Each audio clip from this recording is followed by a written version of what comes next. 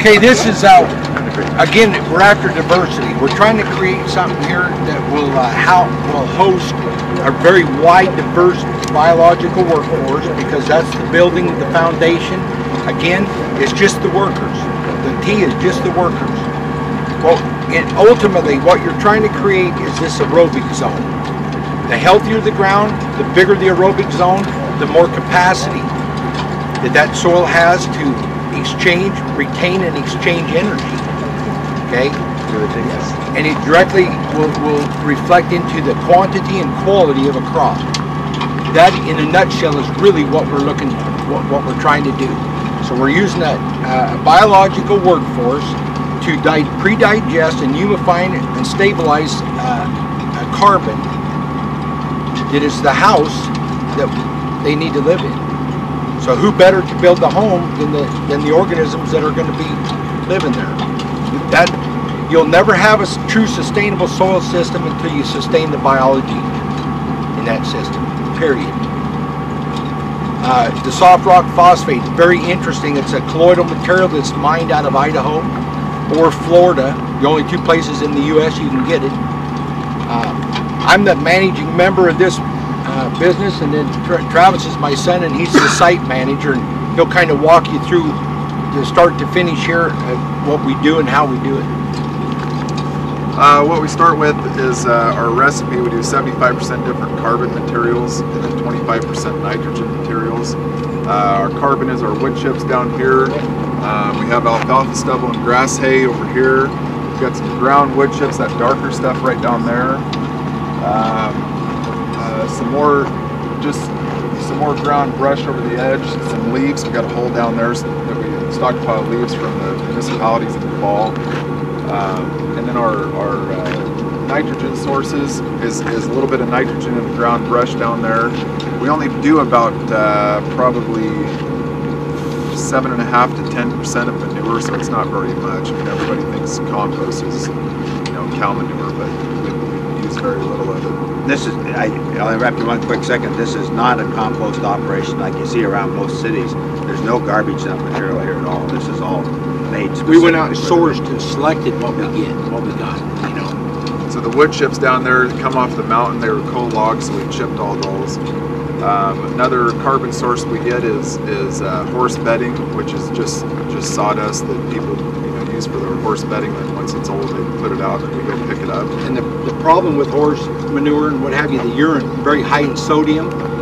In reality, we're low sodium in this area, and so we could probably bump it up a little bit, but there's some attributes about it we don't like. But anyway. So this here and this one is our two oldest rows. They're the ones we kicked off first. May 12th is when we started.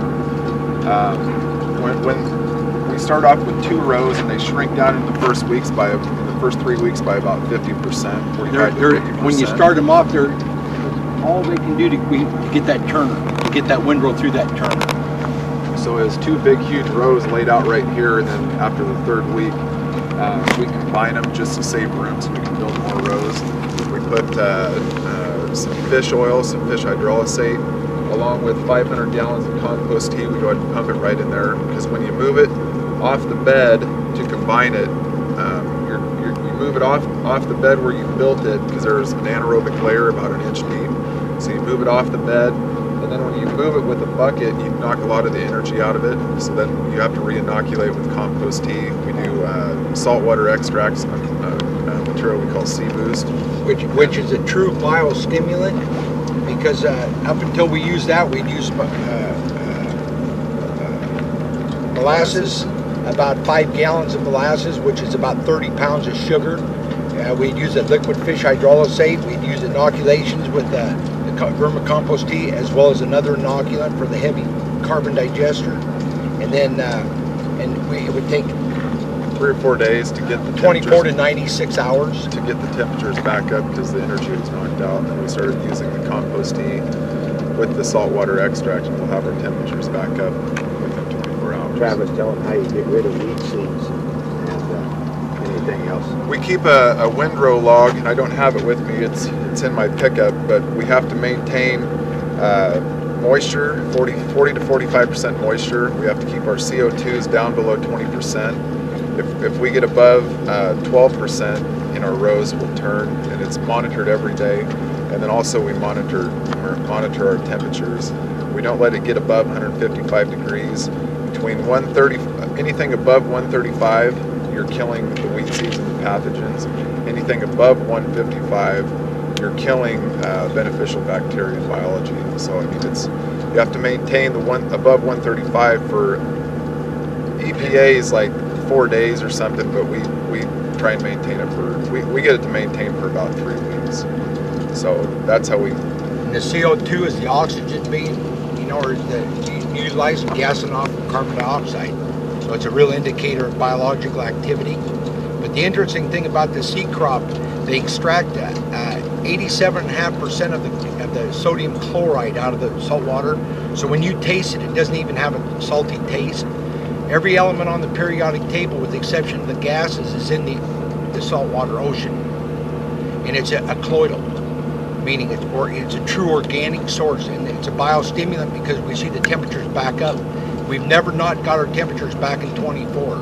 What happens is if you come in, you get your moisture up to 40, 45, 6, 7%, and then it rains, and you get a ½ inch, and then it stays cool, and then you get another ½ inch, you can shut a road down and lose it.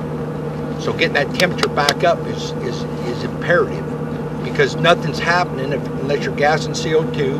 You got to have temperatures, an indicator, and you've got to have that digestion going on. See? So you've got. Well, that into that row, we busted it a little bit different bales. So that very end of that, everything else is done besides that end. It's a little hotter on that. It's a little hotter. Everything else is completely done. I went and grabbed a sample over here from that row.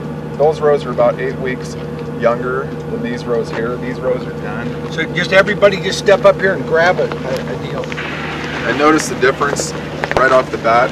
What you'll notice here is the little white specks, and that's a fungus called Actinomycetes, and a lot of antibiotics that are. You see the crumb structure? See all the crumbs, the crumb structure. We leave the oversized stuff in for porosity, because if you get it too tight, too high of bulk density, then you can't gas off the CO2 on it. So again, you can shut them down.